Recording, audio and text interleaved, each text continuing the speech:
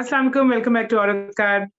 आजकल मोना सिलाई साहब जो हैं वो ट्विटर पे बड़े एक्टिव हुए हुए हैं। कुछ वो जंगे लड़ रहे हैं हम्म। और वो बहुत से बयानात दे रहे हैं और वो बड़ा क्लियर कर रहे हैं, वाज़ेह कर रहे हैं कि पीएमएलक्यू जो है और परवेज़ इलाही साहब और मोना सिलाई साहब जो हैं वो बड़ी क्लियर है इस बात के बारे में कि उनकी लॉयल्टीज़ इस वक़्त इमरान खान के साथ है। अच्छा, पीएमएलक्यू जो है वो फिर एक जो हमारी पाकिस्तानी सियासत की खूबसूरती है और उसकी बदसूरती भी है वो ये है कि पीएमएलक्यू फिर एक इर्रेलेवेंट सी जमात होते-होते इस वक़्त जो है वो किंग मेकर जमात बन गई है। और वो किसकी तरफ जाते हैं, वो क्या फैसले करते हैं, इससे बहुत कुछ डिसाइड हो जाता है फेडरल में भी और प्रोविंशियल में भी कि एस्टेब्लिशमेंट किसके साथ है, एस्टेब्लिशमेंट ने उनको किस तरफ इशारा किया है। और रिसेंटली और भी बहुत सी चीज़ें हुई जो हमने देखी जिसके अंदर ये था कि मोना सलाई साहब ने बड़ा रेयर एक टीवी अपीयरेंस पुट इन किया और उसके अंदर उन्होंने इंटरव्यू दिया। मेरे ख्याल है मेहर बुखारी साहिबा को दिया और उसके अंदर उन्होंने बात की और उन्होंने बड़ा क्लियर कर दिया कि एस्टेब्लिशमेंट से भी उनकी लॉयल्टीज़ वही की वही, ठीक है? And he made no bones about it. मुझे एक्चुअली उनकी ये बात थोड़ी अच्छी भी लगी कि उन्होंने छुपाने की ज़हमत नहीं की। उन्होंने कहा भाई जो है सो है, this is what it is. तो हमने सोचा कि इस वक़्त हम पीएमएलक्यू पे बात करें और पीएमएलक्यू का पास्ट क्या रहा है, वो इसलिए ज़रूरी है डिस्कस करना क्योंकि उससे उनका फ्यूचर बड़ा लिंक्ड है। और ये दोनों चीज़ें आपको पता है पार्टीज़ जो होती हैं, वो अपना पास्ट दिखाते हुए ये आपको दिखा जाती हैं कि वो आगे क्या करेंगे। अगर आप उनके पास्ट को स्टडी करें तो उनका फ्यूचर कुछ हद तक क्लियर हो जाता है। तो हमने ये बात करनी थी कि सबसे पहली बात जो है कि पीएमएलक्यू में मेरे नज़दीक तो एक बड़ा इम्पोर्टेंट क्वेश्चन है कि परवेज़ इलाही साहब हैं the actual person who calls the shot क्योंकि पावरफुल पोज़ीशन में तो वो ही रहे या चौधरी शुजात साहब हैं, जो कि थोड़े अरसे के लिए प्राइम मिनिस्टर बने थे लेकिन कहते हैं कि पार्टी के इनके अंदर की मर्ज़ी चलती है। मेरे से बताएँ कौन है कि पीएमएलक्यू का एक्चुअल डिसीजन मेकर कौन है? अच्छा, थोड़ी सी जरा हिस्ट्री देख लेते हैं इनकी। ये जमात बनी कैसे? आपने कहा किंग मेकर्स पार्टी है। इसको कहा भी जाता है किंग मेकर्स पार्टी है, लेकिन ये जो इनकी जो खास बात है पीएमएलक्यू की वो ये है कि वो शुरू से एस्टेब्लिशमेंट की पार्टी है और वो खुल के कहते हैं हम किंग्स पार्टी। एस्टेब्लिशमेंट की पार्टी है। उन्होंने कभी ये जमहूरियत शमूरियत का मजाक रखा ही नहीं है। उन्होंने कहा आप इलेक्शन हाँ, जीते और इक्तदार में आए, बस हुकूमत जिसकी भी हो। बस। आपने ये भी कहा कि वो रेलेवेंट हो गए थे। वो मेरी राय तो ये है कि वो कभी रेलेवेंट नहीं होते। हुकूमत जिसकी भी हो, पीपल्स पार्टी की हो, मुस्लिम लीग नून की हो, पीटीआई की हो, वो कहीं ना कहीं से इक्तदार ढूंढ लेते हैं, इसलिए क्योंकि वो जिनके साथ उन्होंने अपने आप को अलाइन किया हुआ है वो उनको कहीं ना कहीं से ले आते हैं। अच्छा, ये दो सेंट्रल कैरेक्टर्स हैं इस पार्टी में। जैसे आपने कहा, एक चौधरी परवेज इलाही साहब हैं और चौधरी शुजात हुसैन साहब हैं। अच्छा, थोड़ी सी मैं जरा चौधरी परवेज इलाही साहब के बारे में बात करना चाहूंगी। दोनों हैं तो कजन्स, लेकिन क्योंकि वो आजकल खबरों में भी बहुत ज्यादा हैं। इन्होंने जो अपनी सियासत का जो आगाज किया था वो 1980s में किया था। अच्छा, ये जो दोनों हैं ये इंडस्ट्रियलिस्ट हैं गुजरात के, और 1980s में इन्होंने डिस्ट्रिक्ट काउंसिल के चेयरमैन मुंतखब हुए थे परवेज इलाही साहब। उसके बाद आहिस्ता आहिस्ता आहिस्ता सूबाई वजीर भी रहे। मुस्लिम लीग नून से शुरू से इनका ताल्लुक था। सूबाई वजीर रहे, ऑपोजिशन लीडर भी बने 3 सालों के लिए, 1993 से लेकर 1996 तक।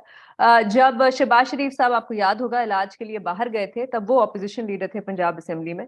उनकी बैक का प्रॉब्लम था तो वो बाहर गए थे, तो ये एक्टिंग ऑपोजिशन लीडर बने। फिर उसके बाद उन्होंने मेरे ख्याल से सोचा कि बस अब इसी से आगे बढ़ना है पीछे नहीं जाना। उसके बाद वो अच्छा, एक बड़ी मजे की बात यह है कि उस वक्त उस दौर में एक बहुत मशहूर कहानी आपने भी सुनी होगी कि 1997 में कहा यह जाता है कि नवाज शरीफ साहब ने परवेज इलाही साहब को से ये वादा किया था कि अब का जब हम इलेक्शन हुँ। जीतेंगे तो मैं वजीर आला पंजाब आपको बनाऊंगा। उन्होंने अपना वादा निभाया नहीं। अक्सरियत से जीते 1997 में। उन्होंने 2/3 मेजोरिटी भी मिली, लेकिन बनाया उन्होंने अपने भाई को ही वजीर आला पंजाब। तो वो जब मैं ये पढ़ रही थी तो मुझे वो याद आया, वो देवदास का नहीं था कि बाबूजी ने कहा कि गांव छोड़ दो, फिर सबने कहा पारो छोड़ दो, लेकिन इन्होंने पारो को छोड़ा नहीं। ये 1997 से लेकर 1999 तक मुस्लिम लीग नून में ही रहे। और उसकी एक बहुत बड़ी वजह ये थी कि कोई दूसरी ऑप्शन नहीं थी इनके पास। दूसरी ऑप्शन थी पीपल्स पार्टी, वो पंजाब में थी। अब पीपल्स पार्टी के साथ, और नताशा इस पे आप थोड़ा सा अगर और भी इसमें रोशनी डालें, कि जो एक हिस्टोरिक किस्म की राइवलरी रही है पीएमएलक्यू की में जो सियासतदान थे और पीपल्स पार्टी की, उसकी वजह से ये एक ऑप्शन नहीं थी। और जो जहूर इलाही साहब थे, जो चौधरी शुजात हुसैन के वालिद भी थे, वो जनरल जियाउल हक के बहुत करीब थे, जुल्फिकार अली भुट्टो के बहुत खिलाफ थे। लेकिन फिर 1999 में एक तीसरी ऑप्शन आ गई और वो थी परवेज मुशर्रफ साहब। जब उन्होंने कू किया तो तब जाके बनी पाकिस्तान मुस्लिम लीग, काफ। जो मुस्लिम लीग नून के अंदर और पीपल्स पार्टी से उन्होंने लोग तोड़ के एक छोटी सी जमात बनी, और उसके बाद नताशा की किस्मत इतनी अच्छी थी कि 2002 के जो इलेक्शन हुए, जनरल इलेक्शन हुए, क्योंकि मुस्लिम लीग नून तितर बितर हुई भी थी, कोई बाहर थे, कोई इधर थे, कोई नैब के केसेस में करप्शन में फंसे हुए थे, तो ये इलेक्शन जीत गए। परवेज इलाही साहब सीएम बन गए 5 सालों के लिए। फिर डेप्यूटी पीपल्स पार्टी की हुकूमत में 2011 में डेप्यूटी प्राइम मिनिस्टर भी बन गए। एक ऐसा पोजीशन जो हमने कभी सुना भी नहीं था, वो बनाया गया इनके लिए खास तौर पे। फिर पीटीआई की हुकूमत आई 2018 में, तो ये स्पीकर बन गए, और अभी इस वक्त वजीर आला है पंजाब के। और अब पीटीआई कह रही है कि हवेली भी छोड़ दो, और वो कह रहे हैं हम हवेली नहीं छोड़ेंगे। अभी तो हमारी पार्टी शुरू हुई है। तो आप कहना चाह रही हैं कि Parvez is the one who calls the shots? मेरे मेमन, आपका क्या ख्याल है? अरे देखिए नताशा, इसके अंदर क्योंकि अभी आप चौधरी शुजात साहब की हिस्ट्री आप जरा बताएंगी, लेकिन कहा यह जाता है कि इस पार्टी के जो बड़े हैं वो चौधरी शुजात साहब हैं, जो पूरी की पूरी जो सियासत और उनकी सियासी बसीरत भी कहते हैं कि चौधरी शुजात साहब की काफी है, तो उसकी वजह से उनको, और वैसे भी एल्डर ऑफ द फैमिली उनको सुना भी जाता है। इवन जो मोनिस इलाही साहब की भी जो सारी सियासी ट्रेनिंग की है वो चौधरी शुजात साहब ने की है। उनके मामू भी लगते हैं वैसे वो चौधरी शुजात साहब मोनिस इलाही के। तो वो उनके आपस में क्लोज भी बहुत है। फिर आपको पता है घर भी एक है, इनके बिजनेसेस भी एक है। ये तो अब जाके जो दूसरी जनरेशन है ना, जो छोटे बच्चे हैं, यानी कि मोनस हो गए, सालिक हो गए, ये जो आपस में कजन्स के मसाइल हैं, ये इसकी वजह से इस वक्त जो सियासी मसले भी आए इसकी वजह से हैं। वरना एज लॉन्ग एज ये जब तक बड़े सारे मामला देख रहे थे चौधरी शुजात साहब और चौधरी परवेज इलाही साहब, तो इस तरह के हमने मसाइल देखे नहीं थे, और चौधरी शुजात साहब ही की सुनी जाती थी। हाँ, पॉलिटिकली वो आगे ज्यादा चौधरी परवेज इलाही साहब को रखते थे, लेकिन डिसीजन मेकिंग कहा यही जाता है मिलकर करते थे, कंसेंसस से होती थी, लेकिन चौधरी शुजात साहब की बात जो है उसको वेट दिया जाता। तो मुझे तो ऐसे लगता है कि चौधरी शुजात साहब जो थे, he was always the one. Pervez Elahi साहब को दे दी जाती थी ज्यादा पावरफुल पोजीशंस, क्योंकि परवेज इलाही साहब ज्यादा एक्टिव थे, और वो एक्टिविटी वाले काम जिसमें एक्चुअली आपको मैनेजमेंट करनी पड़ती थी कि सीएम पोस्ट पे आ जाना और ये वो सब कुछ उनको दे दिया जाता था। लेकिन एस्टेब्लिशमेंट से डीलिंग जो थी वो एटलीस्ट टिल मुशर्रफ ईयर्स जो थी वो शुजात साहब करते थे, और वो शुजात साहब का फैसला होता था, या शुजात साहब हाँ करते थे फैसला। तो एस्टेब्लिशमेंट से डीलिंग में कोई क्या ही करता है, वो कहते हैं और आप कहते हैं जी, ठीक है। तो वो शुजात साहब करते थे, एंड परवेज इलाही को फिर दे दी जाती थी वो पोजीशन जिनके लिए फिजिकली एक्टिव होना बहुत जरूरी होता था, या एक्चुअली मीटिंग्स वगैरह बहुत ज्यादा करनी जरूरी होती थी। और शुजात साहब अपने आप को लिमिटेड रखते थे, या ज्यादा इंपॉर्टेंट रोल तक लिमिटेड रखते थे कि एस्टेब्लिशमेंट से हमने बातचीत करनी है। अच्छा, और शुजात साहब के बारे में एक जो चीज है वो ये है कि इवन एट द पीक, जब ये मुशर्रफ के दौर में पीएमएल-क्यू जो बहुत ज्यादा अपनी पावर एंजॉय उस वक्त कर रही थी, और वो मुशर्रफ साहब का डंडा जो था वो इनके कहने पे बड़ी हद तक चलता था। शुजात साहब उस वक्त भी बहुत से अपने जो उस वक्त की ऑपोजिशन थी वो उसमें बहुत से लोगों से अपने ताल्लुकात तोड़ते नहीं थे।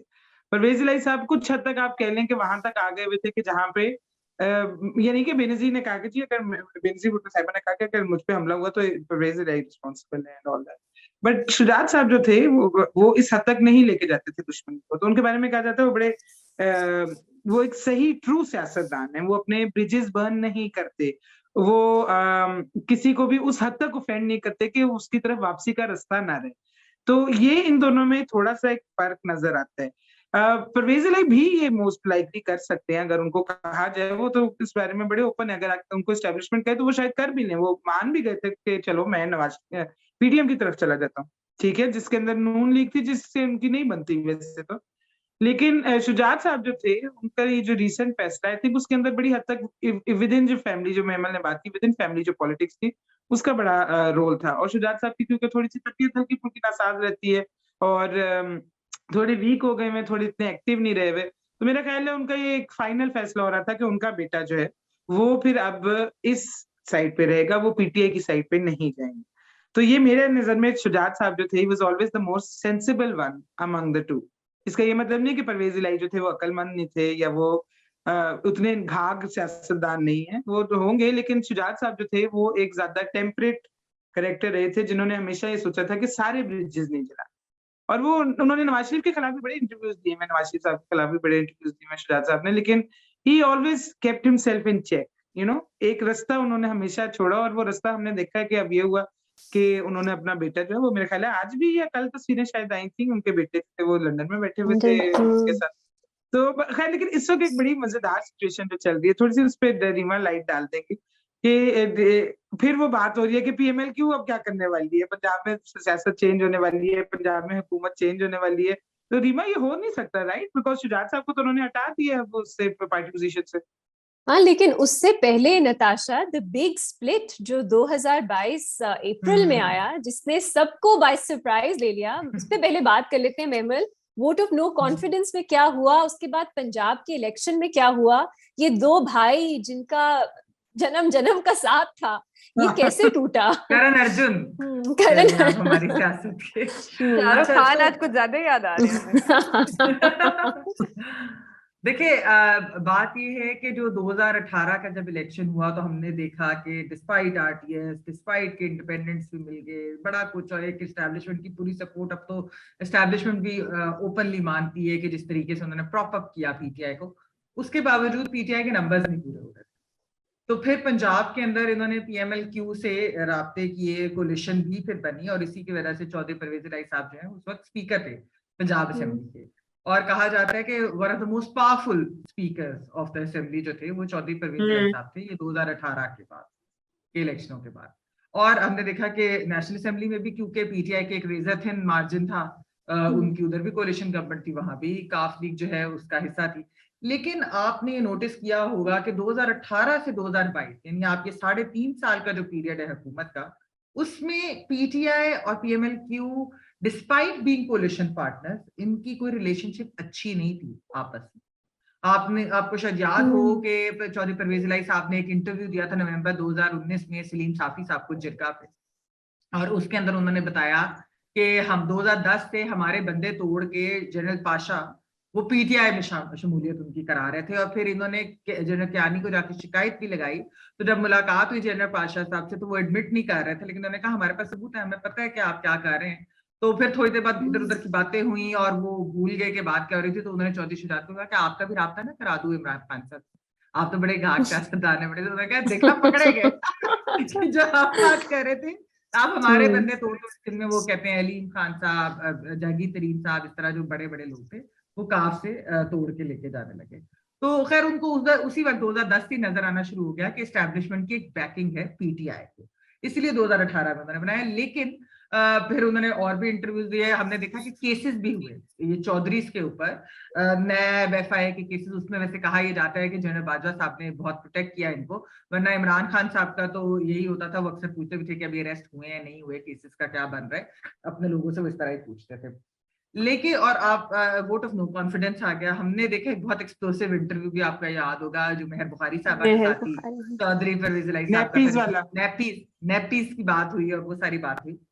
तो उसके बाद दुआए खैर भी हो जाती है। हम देखते हैं कि PMLQ जो है वो जाके PDF से मुलाकात भी कर लेती है, दुआए खैर भी हो जाती है, लेकिन चंद घंटों के अंदर सियासत बदल जाती है, एक स्प्लिट आ जाता है। अच्छा, उसकी वजह ये, वैसे तो मोहन इलाही साहब ने वो बताया भी है मेहर बुखारी साहब को, कि उनको डायरेक्टली जनरल बाजवा साहब ने कहा कि आप इमरान खान साहब के पास। वैसे मैं आपको ये बताती चलूं कि जो मेरी इतलात हैं उसमें यह है कि मोहन इलाही साहब खुद भी खान साहब के साथ जाना चाहते थे, लेकिन उनको यही था कि जो जनरल बाजवा साहब कहेंगे, जो एस्टैब्लिशमेंट कहेगी, इस वक्त अगर वो कह देते हैं कि नून के साथ मिल जाए, PDM के साथ मिल जाए, तो हम मिल जाएंगे। लेकिन उनको जब जनरल बाजवा साहब ने डायरेक्टली खुद ये कहा कि अगर आपके ख्याल में ये मतलब ये जो बात इमरान खान वाली कि आप उधर उनके साथ ज्वाइन कर ले, तो ये जाकर उन्होंने वैसे कहा जाता है कि फैमिली में ये बात डिस्कस थी। ये चौधरी शुजात साहब को बताया भी गया कि हमें तो डायरेक्टली जनरल बाजवा साहब ने बात, तो उन्होंने, लेकिन कहते हैं कि चौधरी शुजात साहब ने कहा कि नहीं, हमें तो दूसरा मैसेज दिया। तो खैर ये अभी एक अनहोनी है कि क्या चौधरी शुजात साहब को भी डायरेक्टली जनरल साहब ने कहा था, स्प्लिट करवा दिया। लेकिन ये स्प्लिट हुआ, एक तो ये हुआ कि एक तो उन्हें कहा गया डायरेक्टली मोहन इलाही साहब को, और ये जो है अब तो खैर वेरीफाई भी चीज जो है हो चुकी है। दूसरी बात ये हुई कि इनके कोई, जिस तरह मैंने कहा कि सेकंड जनरेशन की जो लड़ाइयां है ना आपस में, थोड़ी सी इनके जो डिफरेंसेस हैं, जो चौधरी शुजात साहब के बच्चों की मोहन इलाही साहब से जो डिफरेंसेस हैं, ये उसकी वजह से, वरना ये फैमिली के अंदर कभी कोई ना बिजनेस पे लड़ाई हुई, ना कभी सियासत पे लड़ाई हुई, हमेशा कंसेंसस से साथ साथ चलते थे, हम साथ साथ रहते। लेकिन इस वक्त जो है वो मतलब बच्चों ने लड़ा दिया। वैसे तो वैसे तो कह रहे हैं कि चौधरी परवेज लाई और चौधरी शुजात साहब में भी दोबारा से कॉन्टैक्ट्स और वो उस तरीके से हो रहा है, लेकिन बच्चे क्या दोबारा मिलते हैं, क्या वो सेम पेज पर आते हैं कि नहीं, ये एक मसला है। एंड मोनस लाई वैसे उनको चौधरी शुजात साहब को अपने मामू के अलावा वो सियासी गुरु भी मानते हैं। उन्होंने, तो मैं कहती हूँ, हाथ पकड़ के सियासत जो है वो चौधरी शुजात और मोनस लाई साहब को उन्होंने इस तरह से सिखाई। तो अब देखते हैं कि आगे क्या होता है। जब रीमा बात कर लेंगे फिर हम भी उसमें कि आगे क्या होने जा रहा है। फिर से हर जगह, हर चैनल पे आजकल परवेज इलाही साहब छाए हुए हैं। उन्हीं के इंटरव्यूज में मैं सब देखती हूँ, क्योंकि आई हैव टू से उनका जो तरीका है बात करने का, लगता है वो इतने कैंडिड हो रहे हैं, वो अपने ड्राइंग रूम में बैठ के बिल्कुल दिल की बात कर रहे हैं। तो अच्छा लगता है मेरा उनके इंटरव्यू सुनना, इवन दो मैं उनकी सियासत से सख्त पोज करती हूँ उसको, लेकिन आजकल वो इंटरव्यूज दे रहे हैं और उसमें उन्होंने कुछ डिफरेंट बातें की मोनस इलाही से। उन्होंने कहा कि इंक्लिनेशन हमारी थी कि हम पीटीआई के साथ जाएं, क्योंकि नून लीग के साथ हमारा एक्सपीरियंस माजी में कुछ अच्छा नहीं रहा, और फिर हमने जब कंसल्ट किया, और हमने इसलिए कंसल्ट किया क्योंकि हमारे एक रिश्ता है, हमारे राब्ते रहते हैं एस्टैब्लिशमेंट के साथ, तो इसलिए हमने कंसल्ट किया। और उन्होंने कहा आपके लिए ऑनरेबल रास्ता यही है कि आप पीटीआई के साथ चले जाएं। तो उन्होंने थोड़ा सा डाइल्यूट कर दिया जो मुनस ने कहा था उसको। अच्छा, अब जब इमरान खान साहब ने लॉन्ग मार्च के एंड में ये अनाउंस कर दिया कि हम तो असेंबली से रेजिग्नेशन दे रहे हैं, और उसके बाद उनके जो बाकी लीडर्स थे उन्होंने कहा हम पंजाब असेंबली डिसॉल्व कर रहे हैं, तो फिर अगेन परवेज इलाही साहब और पीएमएल-क्यू जो है उसकी बात हो रही थी, क्योंकि सवाल यही था कि पीटीआई के पास तो फिर भी कुछ गेन करने के लिए है अगर वो असेंबलीज डिसॉल्व कर लेते हैं और इलेक्शन हो जाता है पंजाब में, केपी में, लेकिन पीएमएल-क्यू तो लूज करेगी, क्योंकि इस वक्त परवेज इलाही साहब जो हैं 10 सीटें हैं सिर्फ उनके पास, लेकिन वो इंजॉय बहुत कर रहे हैं, बहुत बेनिफिट्स उन्हें हासिल हो रहे हैं, सीएम है, और why would he give that up. आगे उनका जो सियासी मुस्तकबिल है वो अप इन द एयर है, हमें नहीं मालूम। इंटरव्यूज में उनसे पूछा गया क्या सीट एडजस्टमेंट की बात हो रही है पीटीआई के साथ, उन्होंने कोई क्लियर जवाब नहीं दिया, मोनस इलाही ने भी क्लियर जवाब नहीं दिया। उन्होंने कहा जब when we'll cross that bridge, जब when we come to it, अभी कुछ फैसला नहीं हुआ, तो वो क्यों करेंगे। और लगता ये भी है कि इमरान खान साहब ने अनाउंस तो कर दिया, लेकिन पहले परवेज इलाही साहब से कंसल्ट उन्होंने नहीं किया कि वो चीफ मिनिस्टर हैं, उनका इख्तियार है कि वो असेंबली पंजाब की डिसॉल्व करें। अच्छा, अब इसमें 3 मेरा ख्याल है मुख्तलिफ सिचुएशंस हैं जो हमें नजर आती हैं, जो पॉसिबिलिटीज हैं। पहली ये कि जो परवेज इलाही साहब कहते हैं हमने अपनी जुबान दे दी है पीटीआई को, इमरान खान साहब को, जब वो कहेंगे हम असेंबली डिसॉल्व कर देंगे, और हम अपनी जुबान के बहुत पक्के हैं। वैसे ये डायलॉग जो है ये हम बहुत सुनते हैं पीएमएल-क्यू से, हमारी जुबान, हमारा हॉस्पिटैलिटी, हमारी इज्जत, ये जो सारी ट्रेडिशनल पॉलिटिक्स के साथ जुड़ी है ना चीजें, ये क्यू जो है बहुत इस्तेमाल करती है। तो उन्होंने कहा हमने जुबान दे दी, लेकिन आपने देखा होगा कहीं खबर ब्रेक हुई थी कि उन्होंने समरी साइन करके इमरान खान साहब को दे दी है कि जब वो चाहें इमरान खान साहब अब जो है वो उनकी समरी के बेसिस पे डिसॉल्व कर सकेंगे। ये डॉक्टर मारिया के साथ इंटरव्यू में परवेज इलाही साहब ने इसको एडमिट नहीं किया। उन्होंने पूछा क्या आपने साइन करके लिख के दिया है, उन्होंने कहा हमारी जुबान जो है वो किसी भी रिटन चीज से ज्यादा अहम है। तो अभी तक वो ये तो कह रहे हैं कि हमने इमरान खान साहब को कह दिया है। तो पहला तो ये है कि पीटीआई जो है अगर वो ये डिसीजन लेती है क्यू के साथ मिलके, तो असेंबली पंजाब की डिसॉल्व हो जाती है। अनलाइकली सिनारियो, लेकिन पॉसिबिलिटी है। दूसरी ये है कि परवेज इलाही साहब इमरान खान साहब को कन्विंस कर लेते हैं कि अभी इलेक्शन हम दोनों के फायदे में नहीं है, लेट्स वेट, थोड़ा सा और टाइम दे दे। उन्होंने अगेन इस इंटरव्यू में डॉक्टर मारिया के साथ कहा कि अभी 4 महीने तो हमें चाहिए। अभी देखिए इमरान खान साहब को चोट लगी हुई है, वो कैंपेनिंग नहीं कर सकते, उनको वापस उनकी सेहत आने दे, फिर हम करेंगे। तो 4 महीने, डॉक्टर मारिया ने पूछा तो 4 महीने तक तो नहीं हो रहे इलेक्शंस, फिर हम ना ही समझे। वो मुस्कुराए, हंसने लग गए। उन्होंने ये भी कहा कि आप अर्ली भी हो सकते हैं लेकिन लेट भी हो सकते हैं, इलेक्शन 2 साल बाद भी हो सकते हैं, क्योंकि हमने अभी काम करना है, अभी हमारे इतने डेवलपमेंट प्रोजेक्ट्स चल रहे हैं। तो क्या वो इमरान खान साहब को कन्विंस कर सकेंगे? ये दूसरी ऑप्शन है। तीसरी ऑप्शन जो सबसे शायद ज्यादा डिस्ट्रक्टिव होगी कि वापस ये जो अलायंस बनी थी ये टूट जाए, और जो परवेज इलाही साहब हैं या वो या उनकी जमात के कुछ लोग वो चौधरी शुजात के साथ चले जाएं। और इसकी बहुत सी ऑप्शंस हो सकती हैं। एक बहुत दिलचस्प ऑप्शन ये हो सकती है कि अगर पंजाब में वोट ऑफ नो कॉन्फिडेंस आना है, अगर मेजॉरिटी पंजाब के जो मेंबर्स हैं वो फैसला कर लेते हैं कि हमने चौधरी शुजात के साथ जाना है या परवेज इलाही साहब के खिलाफ जाना है, तो वोट ऑफ नो कॉन्फिडेंस हो सकता है। क्योंकि सुप्रीम कोर्ट का जो फैसला था उसमें ये नहीं था कि परवेज इलाही डिसाइड करेंगे कि पार्टी ने किस तरफ वोट करना है। उसमें ये था कि आइडियली पार्लियामेंट्री लीडर जो है वो पार्लियामेंट्री पार्टी का इजलास बुलाएं और उसमें मेजॉरिटी फैसला करे कि हमने किस तरफ वोट करना है। तो ये भी पॉसिबिलिटी है कि परवेज इलाही साहब भी अलायंस जो है वो अपनी तोड़ दें और दूसरी तरफ चले जाएं। दूसरी ये कि 6 मेंबर्स या उससे ज्यादा वो परवेज इलाही साहब का साथ छोड़ के दूसरी तरफ चले जाएं। तो ये पंजाब में इस वक्त टू मेनी पॉसिबिलिटीज जो हो रही हैं। और अगर आप उनके इंटरव्यूज सुने, साफ नजर आता है कि उन्होंने अपनी जबान तो दे दी लेकिन उनका जो दिल है ना वो इस वक्त डिसोल्यूशन की तरफ नहीं है। अब इसमें एस्टैब्लिशमेंट का क्या रोल होगा, इस वक्त उन्हें क्या सिग्नल्स मिल रहे हैं, ऑफ कोर्स हम क्यों की बात कर रहे हैं तो दैट विल बी की। लेकिन अगर एस्टैब्लिशमेंट पॉलिटिकल है, न्यूट्रल है, अगर उन्होंने अपने ही सियासी बेनिफिट देखने हैं तो मेरा नहीं ख्याल क्यों के लिए ये बेनिफिट है इस वक्त कि वो इस वक्त डिसॉल्व करें असेंबली। अच्छा, तो ये जो इंटरव्यू की जिसकी आप बात कर रही हैं रीमा, उसमें परवेज साहब ने ये भी कहा कि अभी कुछ दिन पहले 3-4 दिन पहले हम मिले भी थे एस्टेब्लिशमेंट से और निजाम पे और सब पे बात हुई थी।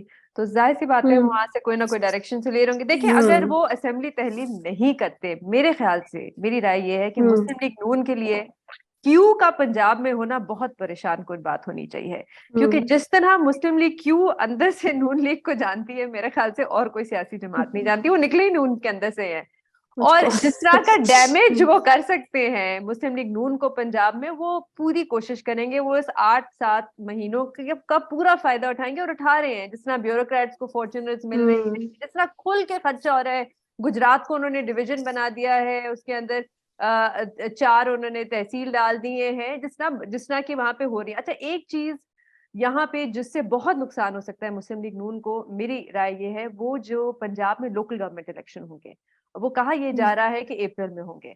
और अगर क्यू होती है हुकूमत में और उनके अंडर लोकल गवर्नमेंट इलेक्शन होते हैं, तो फिर जिस तरह वो हर डिस्ट्रिक्ट में अगर वो जीत गए और उन्होंने अपने लोग ले आए, तो उससे मुस्लिम लीग नून को काफी नुकसान हो सकता है। तो ये मेरे ख्याल से क्यू कहीं नहीं जाएगी, ये पूरा फायदा उठाएगी ताकि अगले इलेक्शन में भी इनको फायदा हो इसका। इसमें ना एक चीज है कि देखिए, पहली चीज तो ये है कि जो मोनस राय साहब की अपनी एनालिसिस तो यही थी कि पीटीआई के साथ रहना चाहिए, क्योंकि अगर नून के अंदर यानी पीएमएल-क्यू एक छोटी जमात है, अगर जमी होना है तो यही 2 बड़ी जमातें हैं जिनमें से एक के साथ होना पड़ेगा। नून के अंदर उनको लगता था कि फर्स्ट ईयर लीडरशिप में भी नहीं, जाहिर बात है वो शरीफ हैं, सेकंड में भी नहीं, फिर ये थर्ड ईयर लीडरशिप के अंदर एक तरह से आ जाते हैं।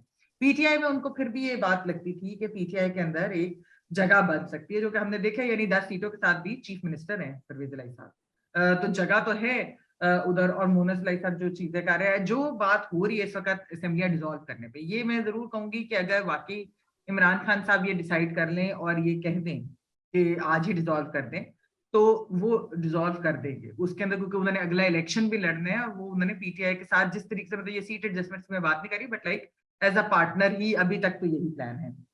दूसरी चीज वो, लेकिन एक चीज वो इमरान खान साहब को बार बार समझा रहे हैं, वो ये कह रहे हैं कि जंग बहुत बड़ी है और पंजाब की हुकूमत होना बहुत फायदेमंद है।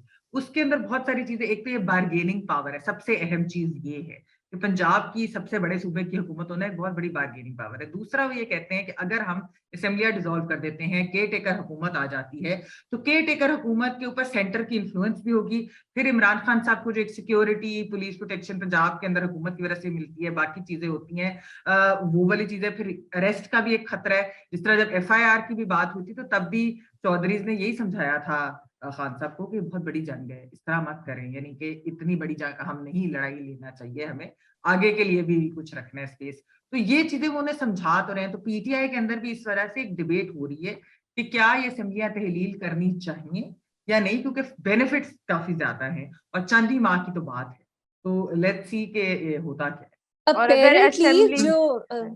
अपेरेंटली जो लंदन में मुलाकात हुई है सालिक साहब की, नवाज शरीफ से, उन्होंने उनको श्योरिटी दी है कि 6 पंजाब में एमपीएस हैं जो इस वक्त परवेज इलाही साहब को छोड़ के चौधरी शुजात की तरफ हम लेके आ सकते हैं। तो ये भी बातचीत हो रही है कि इनके आपस में भी स्प्लिट है, कोई यूनानिमिटी नहीं है। बिल्कुल, मैं यही कहने वाली थी, इसे हम्म। इसी नोट पे हमें कंक्लूड भी करना चाहिए जो बेनजीर कह रही थी ना, कि वो कह रहे हैं कि हमारी एस्टेब्लिशमेंट से मुलाकात थी। एस्टेब्लिशमेंट में किससे मुलाकात हुई है? क्योंकि देखिए, जब तक उनकी डायरेक्टली चीफ से नहीं हेलो हाई हो जाती ना, और चीफ के साथ वो बिल्कुल बडीज नहीं बन जाते, तो क्यू को ठीक नहीं लगता होगा। आई एम श्योर उनकी तबीयत में थोड़ी सी वो बेचैनी सी रहती होगी। तो I don't know whether Asim Munir साहब उनसे डायरेक्टली मिले हैं या कोई लोअर रैंक्स के लोग उनसे जाकर मिल लिए हैं, लेकिन जब तक कि उनकी आसिम मुनीर साहब के साथ तो, क्या कह रही थी आप रीमा? हाँ छोटी, मैं क्या बात करूँ कि एस्टैब्लिशमेंट वाली तो हमने बात करी, लेकिन थोड़ी सी अगर क्योंकि वैसे क्या सियासत है उनकी, क्या आइडियोलॉजी है उनकी, क्या पॉलिटिक्स है, क्योंकि हम उनको हमेशा सियासी जो जोड़ तोड़ हो रही होती है, जो इंजीनियरिंग हो रही होती है, उसमें उनका रोल देखते हैं। लेकिन खासतौर पे रिलीजियस माइनॉरिटीज के इश्यूज पे, अहमदीज के इश्यूज पे इसी इंटरव्यू में परवेज इलाही साहब ने इतनी हेटफुल, इतनी नफरत अंगेज बातें की अहमदी कम्युनिटी के बारे में, उस पे उस तरह से बात नहीं होती। इसके अलावा उनकी पॉलिटिक्स जो है मेरी नजर में तो काफी रिग्रेसिव है। आप सिंगल नेशनल करिकुलम ले लें, आप जो वो अमेंडमेंट्स लेके आ रहे हैं, बेनजीर आपने इस पे स्टोरी भी की, निकाह नामा पे, इसके अलावा जो रेजोल्यूशंस आए दिन पंजाब असेंबली में पास हो रही होती हैं, ओवरऑल वो काफी एक राइट विंग रिग्रेसिव जमात मुझे तो लगती है। उस पे इतनी बात लेकिन अब नहीं होती, क्योंकि हम सिर्फ उनको ये देखते हैं। तो पीटीआई से सवाल पूछना चाहिए ना कि आपने इनके साथ सिर्फ इक्तदार के लिए अलायंस बनाई हुई है, क्या आप इनकी पॉलिटिक्स, इनकी आइडियोलॉजी से भी एग्री करते हैं? क्योंकि पीडीएम पे तो ये बहुत तनकीद होती है कि ये सारी सियासी जमातें आइडियोलॉजिकली इतनी अपोज्ड हैं, ये साथ कैसे, अगर मौलाना फजलुर रहमान कुछ कह देते हैं तो उसकी जिम्मेदार, उसकी रिस्पॉन्सिबिलिटी शहबाज शरीफ ने, तो अगर परवेज इलाही ऐसी बातें करते हैं तो उसकी रिस्पॉन्सिबिलिटी क्या इमरान खान साहब पे नहीं आती? तो आइडियोलॉजी भी, मतलब आइडियोलॉजिकली ये जमात क्या है, अब मुझे नहीं मालूम। कुछ रिडीमिंग फैक्टर है, डेवलपमेंट कहते हैं कि थोड़ा सा उनकी समझ है डेवलपमेंट पे, लेकिन इन टर्म्स ऑफ उनकी बाकी जो आइडियोलॉजिकली, तो उनकी आइडियोलॉजी वही है जो हमने सबसे पहले बात की थी और जो बड़ी प्राउडली ओन करती है। उनकी आइडियोलॉजी है कि वो एस्टेब्लिशमेंट के साथ, दैट इज देयर आइडियोलॉजी। उसके अंदर डेवलपमेंट मॉडल आ जाए, सोशल इश्यूज पे, जो पंजाब में जॉयलैंड बैंड है जैसे, फॉर एग्जांपल नताशा, मतलब ये बहुत बड़ी चीजें हैं इनकी। जॉयलैंड पंजाब में बैंड, बल्कि ये जो देखिए था इसमें नताशा में मुशर्रफ साहब जो थे वाज वेरी, मुशर्रफ साहब जो थे वो कुछ मामलात में थोड़ा सा उनका प्रोग्रेसिव पॉइंट ऑफ व्यू था, आप कह लें कुछ मामलात में, तो ये उनके साथ भी बिल्कुल ठीक है, अपनी एडजस्टेड थे। ये जो इंटरव्यू था डॉक्टर मारिया के साथ, इसमें जब उनसे पूछा गया कि आपके जो बड़े बड़े मंसूबे हैं जो जो आप कर रहे हैं आजकल पंजाब में, जो उन्होंने गिनवाए वो इतने मैं क्या कहूँ उनके बारे में, कि एक जिसमें उन्होंने कहा ये एमडीओ के खिलाफ जो जिस तरह का निकाहनामा में हलफनामा लेके आ रहे हैं, एक उन्होंने ये गिनवाया जिसमें उन्होंने कहा हम ऐड चला रहे हैं, बड़े फख्र से कह रहे थे वो ये बात। और उन्होंने एक और बात की जो मैं बड़ी हैरान हुई सुन के, कि एक उलमा बोर्ड बनाया है उन्होंने, रिवाइव किया है पंजाब में, जो अब सारी जितनी भी टेक्स्ट बुक्स हैं स्कूलों की, किताबों की, वो उनको रिव्यू करेगा बिफोर दे पब्लिश्ड, जिसपे कोई, और मुझे बड़ी हैरानी होती है कि मीडिया में इस पे ज्यादातर इसमें बात नहीं होती, बिल्कुल क्या हो रहा है और किस तरह का, और आगे है कि हमारी जो जनरेशन है उनके साथ क्या होगा, उनको किस किस्म की तालीम मिलेगी। और वो रीमा इसीलिए नहीं होती क्योंकि जो उनकी सियासत, यानी वही जो जोड़ तोड़ की सियासत है, कितने अहम है पीटीआई के लिए, कितने अहम है दूसरों के लिए, उसी के ऊपर ज्यादा बात होती है। लेकिन आप सही कह रही है कि जो सोशल इश्यूज हो जाए या इस तरह के जो रिलीजियस इश्यूज हो जाए, इसके ऊपर उनकी अप्रोच बहुत ज्यादा कंजर्वेटिव। और देखिए मैं इस पे बड़ी, मेरा ख्याल है, लेकिन जहां तक वो एडमिनिस्ट्रेशन की बात है, एडमिनिस्ट्रेशन उसी तरीके से उनके, जब 2002 में भी थे चीफ मिनिस्टर, तो वो भी काफी ज्यादा एडमिनिस्ट्रेटिवली वो काफी काम करते हैं पंजाब के अंदर। He is very well liked in the bureaucracy, वैसे भी काम वो करते हैं। लेकिन जो आप जो दूसरी बात करिए, उसका सोसाइटी के ऊपर एक बहुत इम्पैक्ट होता है, वो उसके ऊपर क्यों की वही है, क्योंकि वो उनकी आइडियोलॉजी है कि एस्टेब्लिशमेंट अब उनको जो पावर दे देता है वो कुछ हद तक उसके साथ अपने आप को मोल्ड कर लेते हैं। मुशर्रफ साहब के साथ जब तक वो थे तो वो इस तरह की बातें कम करते थे, वो इस तरह के कारनामे कम करते थे। उनकी बड़े प्रोजेक्ट्स ये नहीं थे कि हमने एक माइनॉरिटी को निकाह से भी महरूम कर दिया, ठीक है। और अब वो पीटीआई के साथ है, जो कि बड़ी हद तक सारा दिन रिलीजियस टच देती रहती, मजहबी टच देती रहती है हर चीज को, तो उन्होंने कहा हम आपसे बढ़ चढ़ के दे देंगे। उनकी आइडियोलॉजी ये है कि जितने नाल हो उतना रंगे जाओ, ठीक है। और अब वो रंग फिर वो आपसे ज्यादा भर देते हैं, ठीक है। और ये बाकी वो मतलब ये एक्चुअली सैड बात है कि परवेज इलाही साहब, जैसे कि मेमन ने कहा, कि वो काफी एडमिनिस्ट्रेटिवली वो माने जाते हैं कि वो काम करते हैं। वो he is almost 70 I believe now, but he still working उसी तरह वो करते हैं, and he takes it very seriously, he takes his job very seriously. तो लेकिन अगर वो इन सारी चीजों से हटके अगर हम उनको एवेल्युएट करें, तो ये हम कर नहीं सकते, क्योंकि this is who PMLQ is and this is what their ideologies. अगर आपको हमारी एपिसोड पसंद आई तो प्लीज लाइक कीजिएगा, चैनल और सब्सक्राइब कर दें। ये मैं हमेशा गलत बोल जाती हूँ, एंड में मेरी लाइन हमेशा गलत होती है, इसका वजह है, लेकिन बहरहाल। और लाइक बटन को हिट कर दीजिएगा, उससे हमारे यूट्यूब को ये चीजें जो है पसंद होती हैं, तो प्लीज आप लाइक बटन को जरूर हिट कर दीजिएगा। एंड नेक्स्ट मंडे शाम 7 बजे मुलाकात होगी। Thank you for watching.